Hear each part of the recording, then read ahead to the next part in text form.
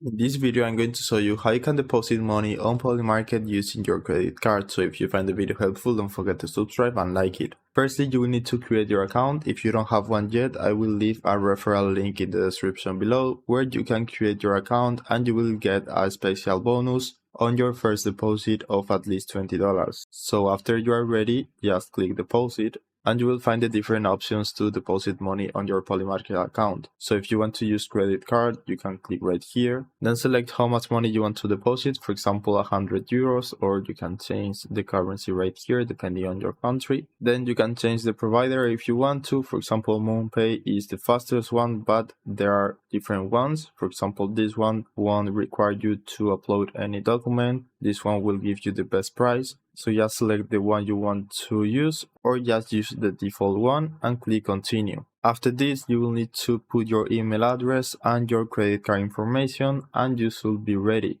So after you have done the payment, you should receive the cash right here in just a few minutes and you are ready to invest or bet on basically anything you can imagine, like Epstein, Jesus Christ, and anything you want. So that's it. I hope it was helpful and thanks for watching.